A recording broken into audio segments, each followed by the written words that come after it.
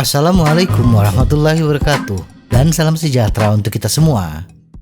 Bagi pesepeda pemula, kadang-kadang dibingungkan tentang pengaturan kaset dan crankset yang terbaik untuk kecepatan dan ditanjakan. Belum lagi dengan ukuran ban yang berbeda. Apakah sama pengaturan antara crankset dengan kaset?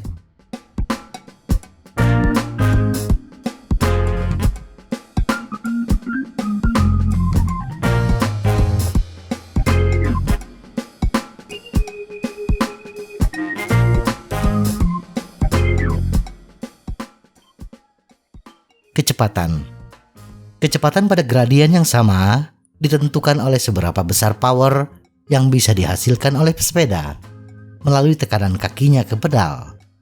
Nah, untuk menentukan kombinasi crankset dan kaset mana yang terbaik untuk kecepatan dan tanjakan, tentunya kita harus menentukan batas power yang kita miliki, sehingga kita bisa menghitung potensi kecepatan yang kita hasilkan untuk segala gradien jalan. Bila power yang bisa kita kerahkan untuk durasi tertentu sekitar 150 watt, power rata-rata pesepeda amatir, maka kecepatan sepeda di jalan datar, gradien jalan 0%, berkisar antara 20 hingga 25 km per jam. Dan untuk pesepeda pro atau pesepeda amatir yang terlatih, kecepatan bisa berkisar antara 30 hingga 40 km per jam. Karena fokus kita pada pesepeda amatir, maka untuk jalur dengan gradien jalan 5% hingga 25%, yang kita hitung hanya pesepeda yang mampu mengeluarkan power maksimum 150 watt. Dari hasil perhitungan dengan menggunakan bikekalkulator.com, untuk pesepeda dengan berat total 80 kg, maka kecepatan di gradien 5% adalah 10 km per jam, 10% 6 km per jam, 15% 4 km per jam, 20% 3 km per jam, dan 25% 2,5 km per jam. Top gear ratio. Kecepatan adalah hasil perkalian antara gear ratio, keliling ban, dan cadence. Nah, dari persamaan tersebut, kita bisa mengetahui berapa gear ratio ideal untuk satu kecepatan tertentu bila sepeda dikayuh dengan cadence tertentu. Top gear ratio menentukan kecepatan puncak dari sepeda bila dikayuh dengan cadence tertentu. Atau dengan kata lain, semakin besar top gear ratio, maka semakin cepat laju sepeda pada cadence yang sama. Cadence yang ideal untuk jalan datar adalah 80 rpm. Sehingga untuk keliling ban tertentu, kita dapat mengetahui gear ratio yang ideal. Bila sprocket terkecil adalah 11T, maka kita akan menemukan angka chainring terkecil untuk mendapatkan kecepatan tertentu.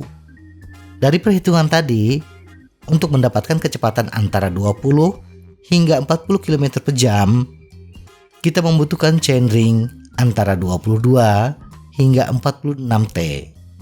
Chainring dengan jumlah gigi ini bisa kita temukan di semua crankset MTB.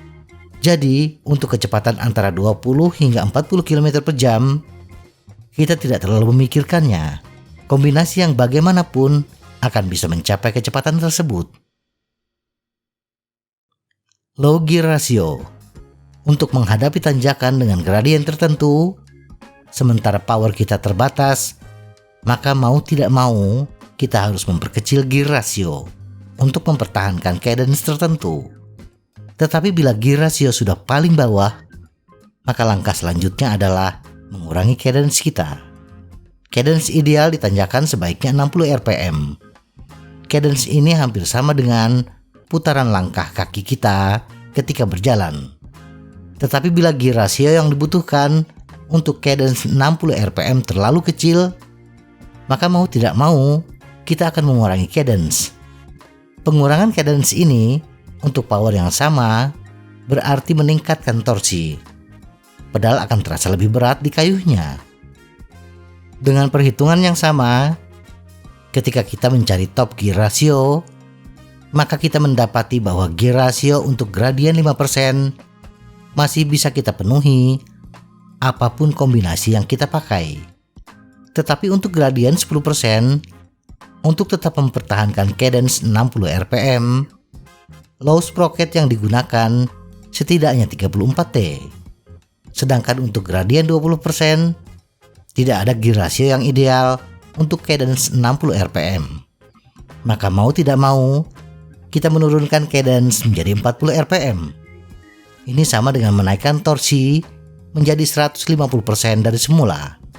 Itu pun dengan catatan chainring terkecil 22 hingga 24 T dengan low sprocket 40 hingga 42 T.